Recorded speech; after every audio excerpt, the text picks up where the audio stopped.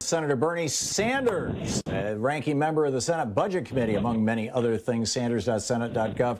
Senator, welcome back to the program. I understand you've got big stuff coming up between COVID. Chairman of the Budget Committee, not ranking member anymore.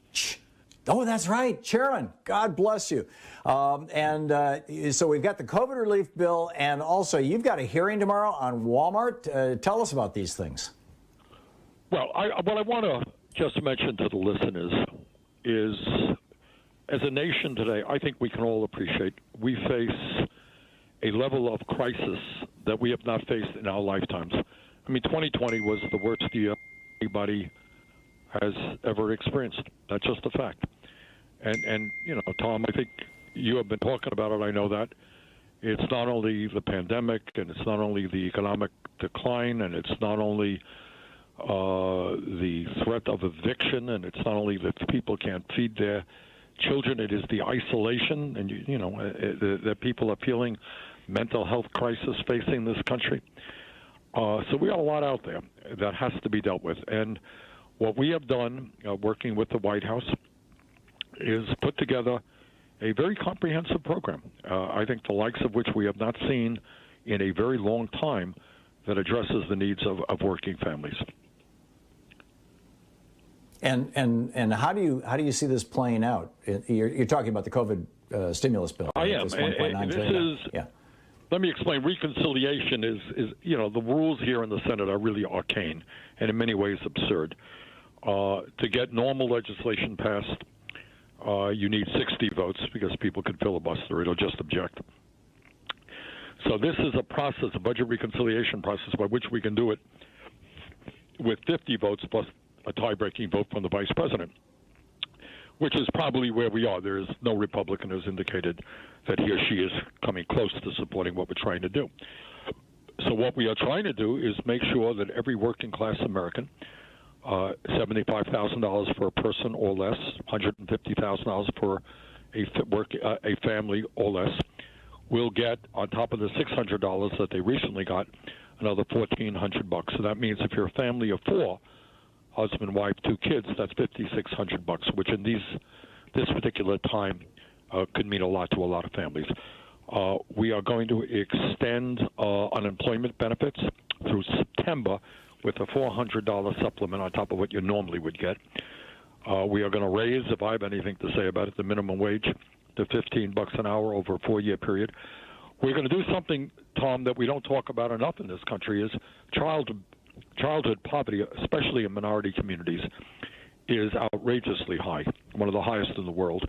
And we're going to cut childhood poverty by expanding the child tax credits. If you're a mom or dad out there and you got kids, you're going to get a lot of help through this bill. We're putting a lot of money into COVID, obviously, to make sure that people get the vaccines they need as quickly as possible. We produce the vaccines that we need. And we're doing a million other things. One of the areas that I'm working on is, you know, at the end of this year, kids are going to be behind in their school. Many kids have had their education disrupted. Put a lot of money into summer programs for kids, recreation and educational programs. You know, child care, health care. This is a very comprehensive bill, which I think will be of great help to working class families all over the country. And what we're seeing is it is supported it's a very popular program, supported by something like 70% of the American people, including over 40% of Republicans. So when we talk about bipartisanship, we talk about unity. Speaking to the crises facing working class families is a way you bring about unity. Unfortunately, we don't see that unity here on Capitol Hill because we don't have one Republican prepared to support it, despite the fact that 40% of Republicans do support it. Do you think that this, what appears to be a strategy emerging coming out of both the work that you're doing and President Biden, of saying, yeah, we're going to call this bipartisan, even if a single Republican doesn't vote for it, simply because the vast majority of Americans of both parties actually wanted. I mean, That's right. We have to redefine that word bipartisan and get the damn news media to do the same thing, it seems. Exactly.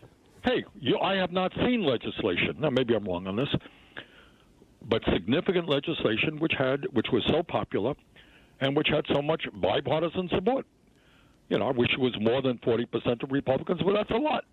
And that would translate, 40% to 50 senators would be 20 senators supporting it. But we have 0 senators supporting it. So I think the point to be made is that the Republican Party here in Washington is way out of touch with the needs of ordinary Americans. And we have got to make that clear to the American people. And the other point is there's a debate. You know, what does bipartisanship mean? And does that mean that you compromise, that you come up with something that is so weak, so useless, that it doesn't mean anything to anybody? Hey, we got a great compromise bill, but it doesn't impact anybody. So in my view, what we need to do is address the needs of the American people. If Republicans here in the Senate and the House want to come on board, that's great. Let's listen to them. But most importantly, you got to address the needs of the American people. And if Republicans refuse to do that, I think they're going to pay a political price, and we should make that happen. Yeah, let's hope. Now, I understand also you've got a hearing tomorrow on Walmart. Tell me about that. Yes, we do. Well, it's not just on Walmart. Here's the issue.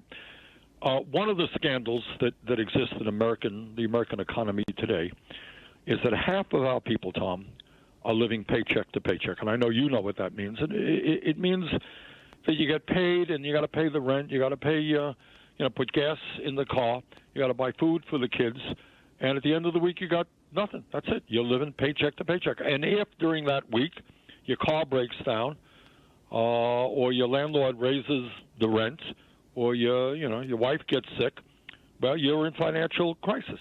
Half the American people are living in that situation. And one of the reasons for that, obviously, is that wages are much too low in America.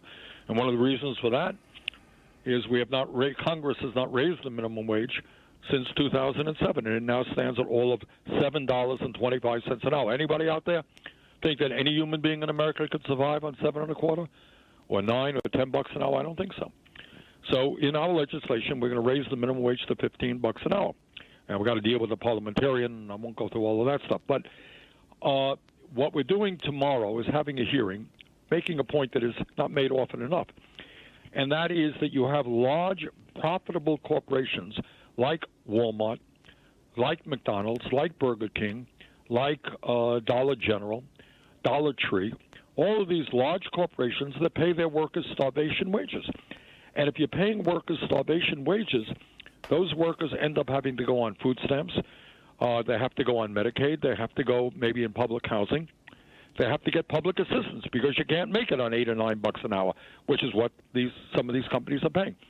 And the theme of tomorrow's hearing is to say, why should the taxpayers of this country have to subsidize the Walton family, who own Walmarts and are the wealthiest family in America? They're worth $200 billion, $200 billion, and the starting wages at Walmart is $11 an hour.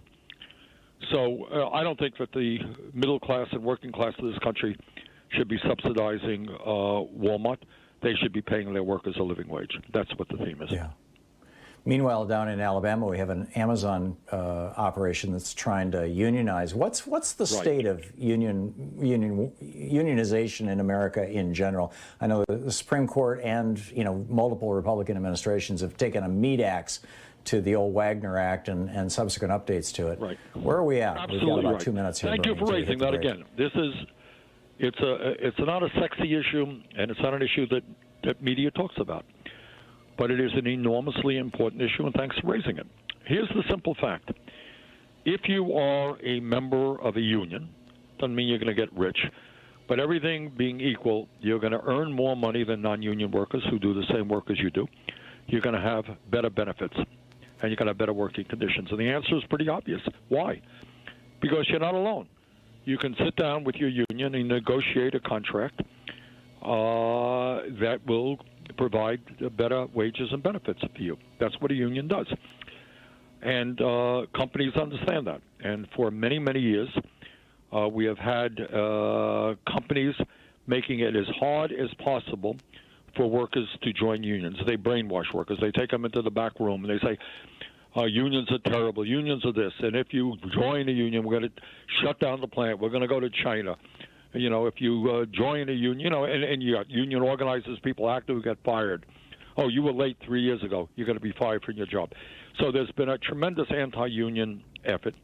And right now we are working on legislation that would make it illegal for companies to act illegally. I mean, which is what they're doing now, prohibiting people from exercising their constitutional rights to form a union. So one of the things we want to do is grow the trade union movement in this country, which will give, in my view, will be a major step forward in growing the middle class in America. Yeah, this is absolutely critical stuff, and you have been at the forefront of this for so very long and educated so many people, you know, in this venue and so many others. We really appreciate you, Senator Sanders. Thank you so much for dropping by today. Well, Tom, for sharing. Good. Let's get together soon. Bye-bye.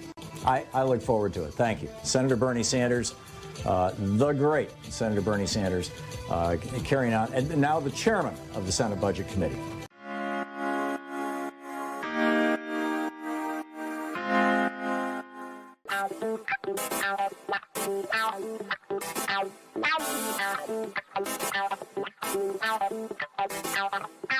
Ow.